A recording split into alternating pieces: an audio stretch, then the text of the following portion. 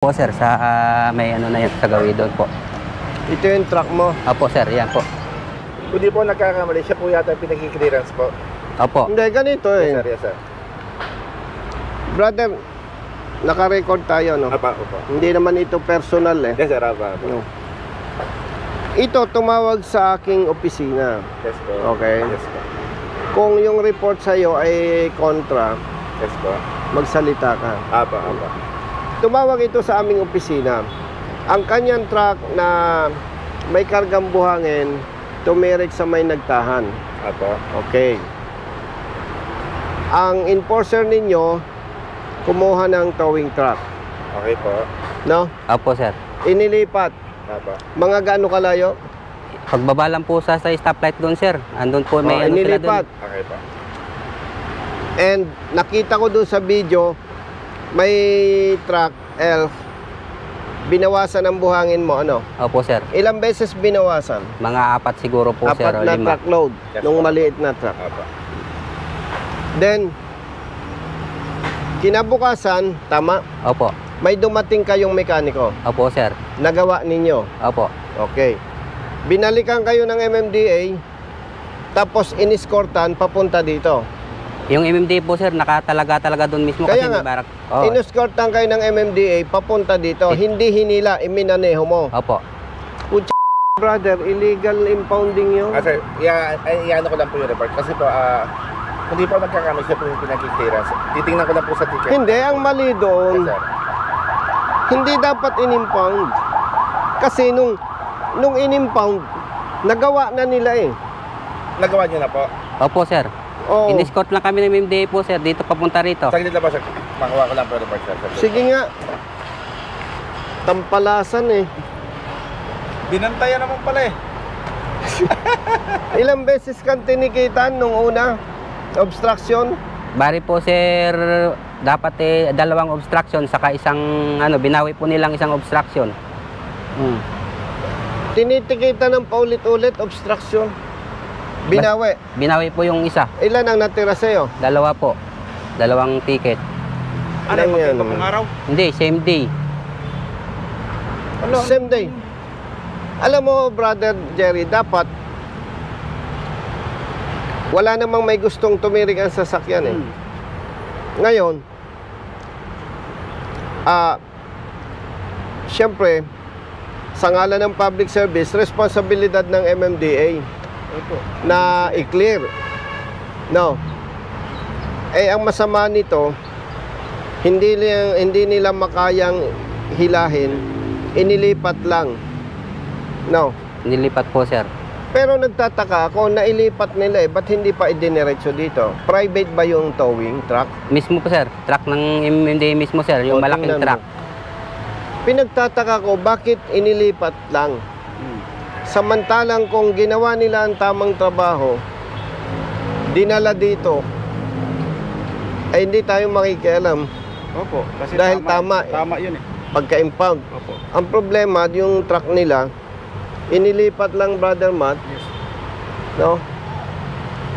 Tapos, kinabukasan, nung nagawa na, Saka po in-escort. ikinuman, imaneho mo, In-escortan na siya. iniskortan ka papunta dito, Punta lang no? dito po sir. O di illegal impounding. Yung isa pang tanong doon, yung buhangin na kinuha sa kanya, saan na napunta? Yun nga. Doon po sir, dinala nila sa may ilalim po ng ano, doon daw sa may ano nila sa Menjola. Sa opisina doon, Oh, sa may Menjola po. ng MMDA. MMDA, mayroong Ano yun, naandun lang Pero, brother, Opo. mali yun. po? Mali po yun. Produkto niya yun eh. eh nga sabi ko nga po sir, ba't ka ako binabawasan nyo kung ipapatowing nyo man lang? Kasi dapat ka ako, hindi nyo nababawasan yan. Dahilan po nila sir, mabigat daw. Kaya binawasan nila. Eh hindi Pero- naman po tinowing. Pero mali yun.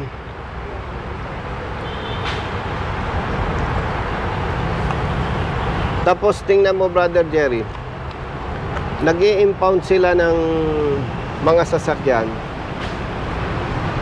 nakabalandra lang, Ulan init po. ulan, init, ulan. Eh samantalang halimbawa ikaw ay may-ari nito, hinuli ka at sinabing kolorom, eh ang lumalabas, sinentensyahan ka na eh. Opo. Samantalang may karapatan kang mag-contest. may investigation.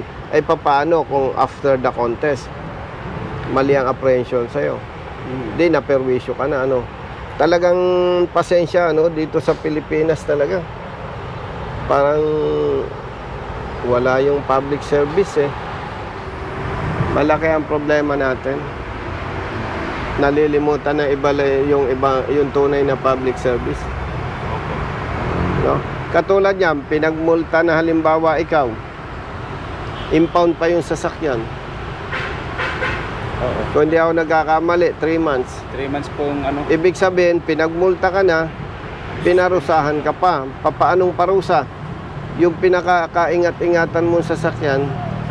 Di ba? ticket ka? Tubos na po, sir. Ito po kasi ang ticket niya, sir. Natubos na po namin. Ito po kasi ang ticket niya, sir. Anong nakalagay? Ito po, sir. Ito po ang plaka niya, CH5311. O, anong nakalagay? Ito po ang nakalagay, sir. As per advice, 300 base. Secure clearance from office of the chairman before release, sir. Alam mo, pasensya na ha. Yes, sir, po. Ang ikinakabuhisit ko dyan, paanong clearance, mali nga yung pagka-impound.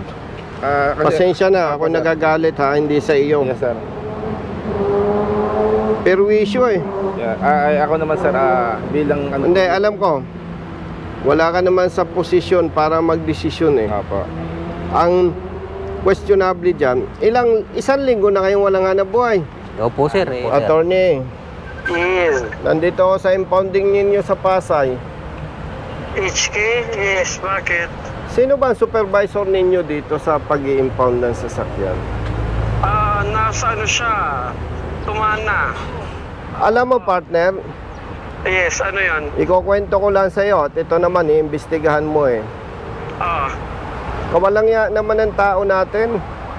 Alam mo kung bakit? May truck na tumirik sa Nagtahan.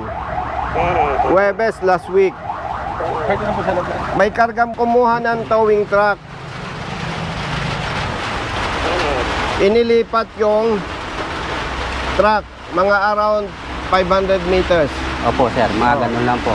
Okay. Tapos binawasan ng buhangin mga ilang elf, 4. Nasa 4 po. Okay. Then kinabukasan nung magawa na yung truck, inescortan itong driver, inimpound ang truck. Hindi hinila, minaneho ng driver. Ganito yan. Alam ko na yan. Yung taga-Nueva Ecija tatay. Oh, Marami na kasi kaming insidente na na yung mga buhangin nahuhulog, overweight. Tapos, ang problema dyan, ilang araw na, more than 24 hours, ang sabi, i-rescue, alam mo kung saan siya na malapit sa Malacanang. Kaya kami... kapatid. Oo. Kaya kami Kapatid. talaga, ang gusto ni Chairman, tinuruan ng leksyon yan. Paulit-ulit na lang yan. Bakit? Bakit paulit-ulit itong truck na ito? Marami yung mga insidente, Kapatid. may mga buhangin. Kapatid, hindi pwedeng ganun, yung paulit-ulit na lang. Bakit? Yung kasalanan ni Pedro, kasalanan ni Juan. Pangalawa, bakit inimpound? Gawa na yung truck. Alam mo kapatid, abogado ka. Alam mo, yung pagpapatupad ng batas o anumang panguhuli na hindi alinsunod sa batas, may tuturing na pang-aabuso sa kapangyarihan yan. Paano to? 1 linggo walang hanap buhay. Ay kawawa naman ng mga tao sa ginagawa natin. Anyway, meron ka namang superior eh, pero kawalang yan naman ito, brother. Kasi boss, ilang beses na yan, hindi lang yan ang unang pangyayari. Brother, yung sabi mong paulit-ulit, mali yun. Bakit? Yung kasalanan ni Pedro, kasalanan din ni Juan. Tapos yung kasalanan ni Alex, kasalanan din ni Juan. Walang yan naman. Huwag tayong ganun. Let's be professional, partner. So yung overload nila at pag walang mga balot na mga Brother, buhangin, hindi kami naglilinis, okay lang. brother, ang questionable dyan, yung implementation. O sige, stalled vehicle o ticket. Ilang beses tinikitan. Tapos, yung sinasabi mong kalat ng buhangin. Ibang kaso ito, stalled vehicle ito. binawasan ng buhangin para maalis namin kaagad. Yes, pero Malacanang kasi nakakaabala ng traffic more than 24 hours. Ang sabi ng may-ari, i-rescue. Okay. brother, excuse me. Yes. Sabihin mo kung mali ako. Obligasyon ng MMDA na i-remove yung stalled vehicle, di ba? Ang problema sa stored vehicle na yan, ang nag-loaded. Okay. Tingnan mo. Lawyer ka naman. Di ba nagbawas kayo? Tapos, nung nabawasan ninyo, nung kinabukasan na nagawa na yung truck, Ang abusado. kapatid, responsibility ninyong i-clear, itowing. Ituwing pero yung paglipat ng mga buhangin sa truck, maghanap kami ng truck para maalis lang yung overloaded na truck. Trabaho pa ba namin yan? Alam mo kung saan nakaharap yan? Sige, malakaran. Hindi yun. Huwag nating ulit-ulitin yung salitang Malacanang kasi unang-una, wala naman truck driver or truck owner na gustong tumirik ang sasakyan. Yung tinis ng truck, dahil nila, alam nila malaki ang karga nila. Dapat gilitin. At siguro yung maayos yung sasakyan. At kung maayos naman yung buhangin niya, dapat within a certain period of time, dapat rescue nila. Ang nangyari, Lunes papabalik-balik itong driver. Ang itinuturo, wala ka daw. Nasa Boracay. Ano ba yan? ngayon na lang ako dumating, boss, kasi nakaiba. Eh, ibig sabihin kapatid, pag wala yung... Nandun si Asik Jelba, kasi hindi lang naman ako. malakas ang ulan dito, no? Kaya medyo malakas ang salita ko. Pakituruan nyo yung tao nyo. Ilang beses nang nangyari yan. Nung panahon pa ni Colonel Lipana. Pag wala siya, hindi na umusad ang opisina. Tapos ilang araw kang wala, officially. Hindi na makapag-clearance itong kawaawang truck driver. Ang sinasabi, wala ka. Kaya hindi makapag-issue ng clearance. Kaya 1 week na, gustong mag-comply itong driver, bayad na sa multa, pero hindi makalabas ang clearance. Kailangan daw ikaw ang peperma. Ay, kawawa naman yung mga malit na manggagawa. Katulad nito, isang hamak na truck driver lang. Oh, di gutom ang pamilya nito, 1 week. Papuntayin mo po bukas alas 8 na. Hindi, ganito kapatid. Naulan dito, no? Bibit-biting ko itong driver sa opisina mo. Kung wala ka, please advise your subordinate to issue clearance. Papunta ako dyan sa office. Saan dyan? Doon sa old building o sa bago? Julio Vargas po. Pasoyo, brother. At talagang alam mo, kaya ako'y nainit ang ulo.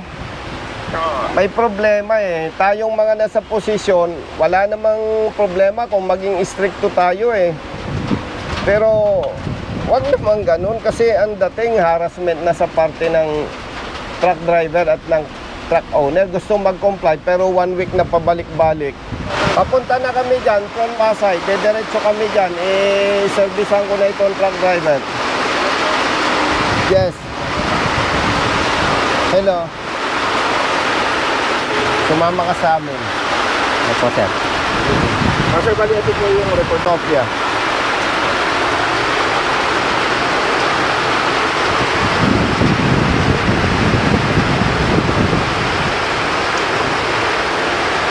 Kawawa ang mga tao. Yung mahihirap. Kung ito, anak ni Governor, matagal nang na-release yung truck niya. Oh. Oh, di ba? Kung ang may-ari ng truck ay governor o congressman, sigurado na i-release na yan. Yung araw din na yon.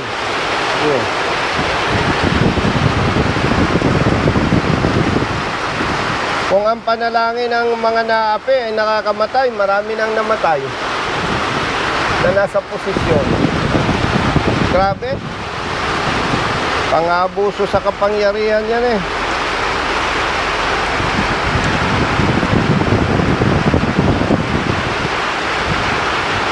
Sabihin ko sa MMDA, kukuha ko ng towing truck, i-accredit nila, no? No? Di ba? Kukuha ko ng malaking truck. Hindi kaya kung di. Hindi nila kaya.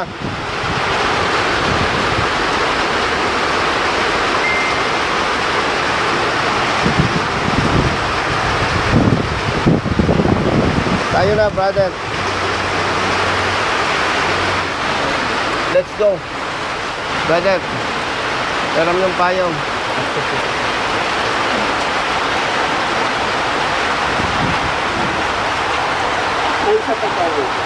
Sukob na lang kami. Oo. Brother Matt. Brother, thank you ha. Welcome po, sir. Welcome po. Sensya na kung bakit mataas ang boses ko ha. Ayun, sa inyo to, mas malaki to ko. Hindi, okay na. Sukob na kami.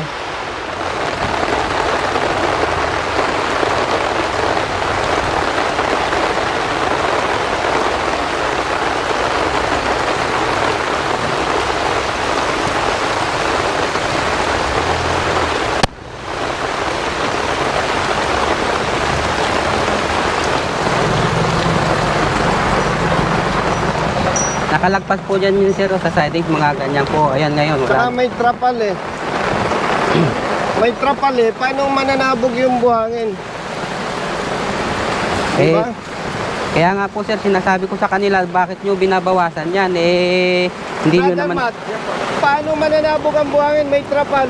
Kaya nga po.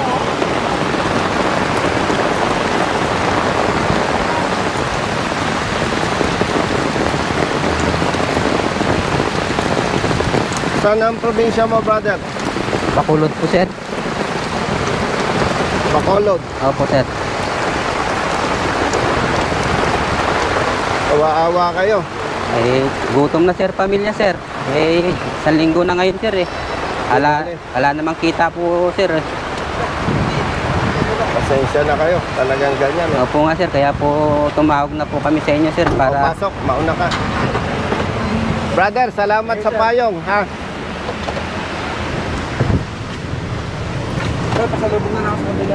Okay na to sir, may ilaw.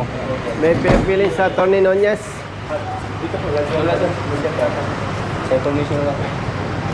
Sinong nandyan? Si chairman ko nandyan pa rin.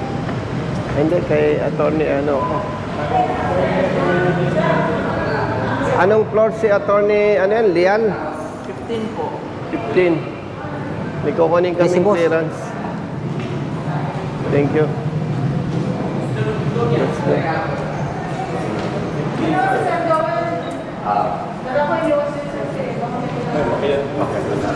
Hi, sir. Brother, 15 floor.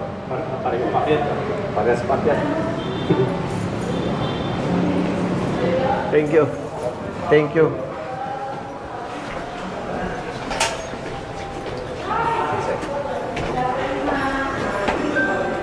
Thank you.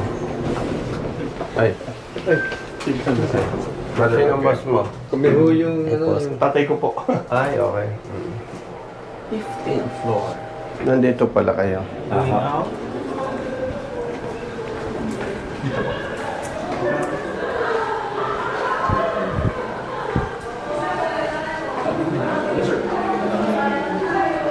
Good evening. May pinagbilin si attorney Saan, sir? Yung sa... yung sa clearance. Ay, okay na, sir. Sinong next? Nalagyan na. Yan! Sinong next Ito na, in sir. line? Sinong next Okay na in po ito? Opo, doon na po yan na. Sinong next in line kayo? Ay, secretary lang po, sir. Sino sa attorney Lian? Si Attorney Dayan po. Dayan. Yes po, head po siya ng Nasaan siya? deputation. Nakauwi na, sir. Pakisabi sa mga kasama nyo, hindi pwede yun. Ano po yun, sir? Malang yan naman, oh, yung public service, wala eh. Kinailangan ko pang makialam eh. Ano ito? Nasaan yung release na nakalagay Ay, dyan? nasa kanya po lahat. Nasa ito lang po yung Hindi binigay po, na. yung envelope po, lahat po. Pati Ito, po yung please release that clearance. important truck with plate Yan na po yung number. ipapakita niya. Tapos natawagan na rin po yung sa towing, sa impounding. Sige. Yung head po no na i-ano na po. Thank you, ha? Thank you. Sige po, sir. Ano kayo, overtime? Or 24 oras kayo? Hanggang 7 lang, sir. Kasi Okay. di ba po 7 to 4 lang yung office po. Kaya lang kailangan may mag-extend para po kunwari kay may dadating. Okay. May mag-assist po. Okay, thank you. Thank you rin po. Let's go.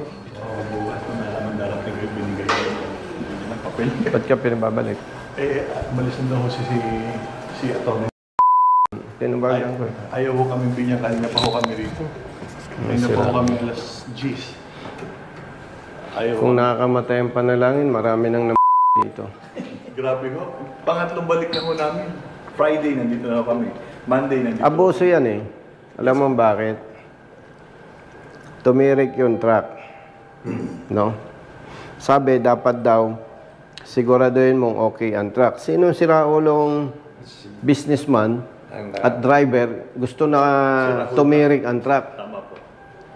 Pangalawa, hindi kaya nung towing truck nila. Ay, trabaho nila yun eh. Tapos, dapat daw, gawan nyo ng paraang ma-pull out. Magawa ho. Eh, di, mag-resign na sila sa trabaho. Di ba? Oo. Let's go. Alam mo, hindi naman ako nagyayabang kung ako nasa posisyon. Hindi lalampas ng 3 months. Mariresolve ko yung problema. Kukuha ko ng tow truck, malaking truck. Di ba? Binawasan ng buhangin yung truck nyo dahil hindi raw kaya. Mali yun. Wala yun sa SOP. Tapos hinila. Mga more or less 500 meters. Dahil hindi nila kaya.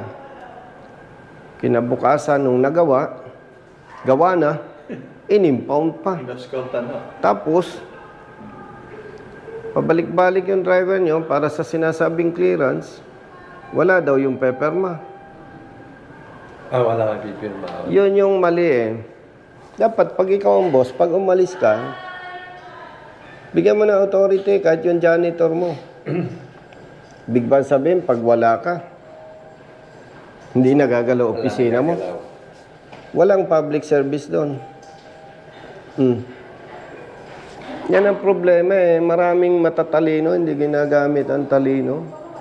Ang public service, simple.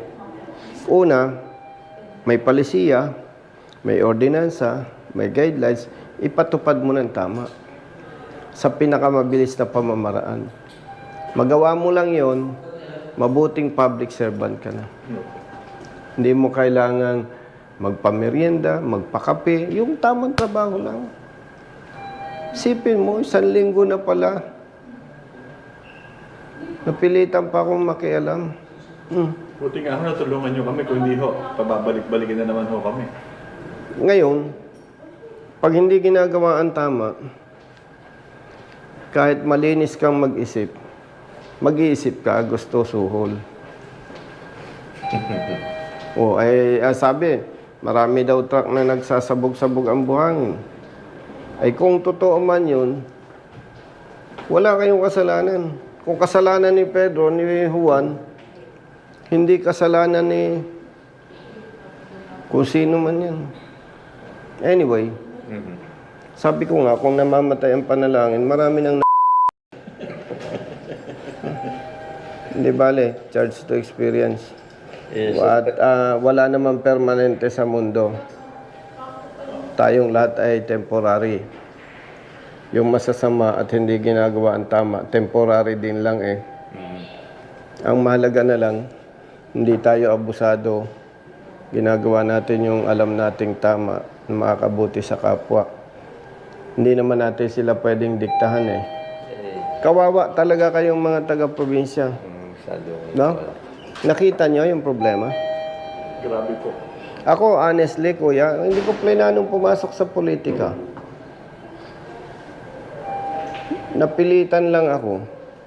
Kasi nung nag-retire ako, wag na daw ako makialam dahil retired na ako. Ibig sabihin pala, kahit mali ang ginagawa ng iba, dahil retired na lang ako, wala akong pakialam.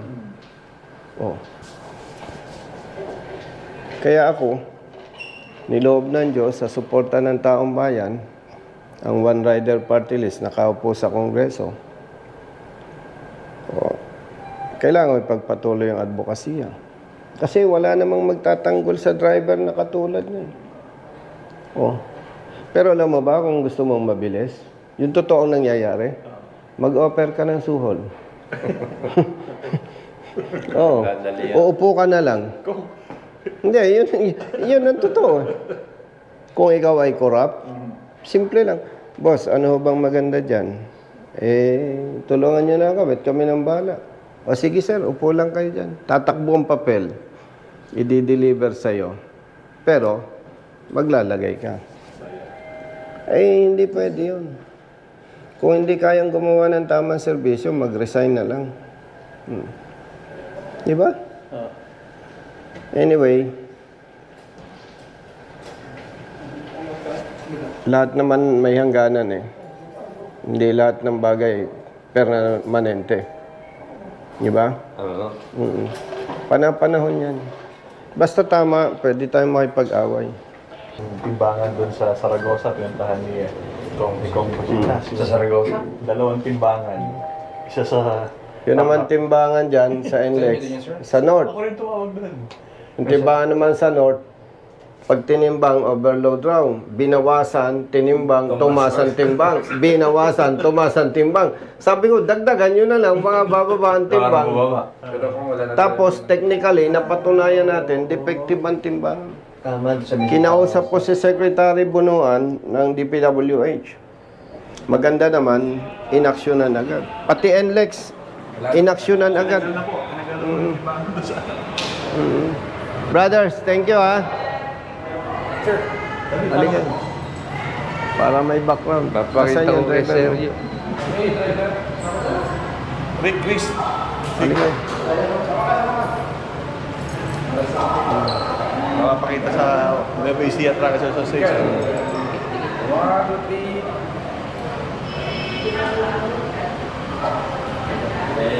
Itong ano natin ha, sabihin nyo sa mga tropang negosyante.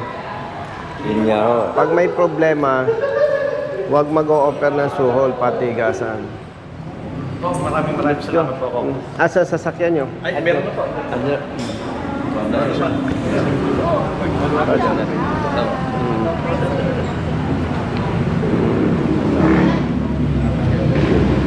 Tatawas yun yung bilangin. Ano po, ma-info muna kaya tayo. Ay, may lakad pa kami.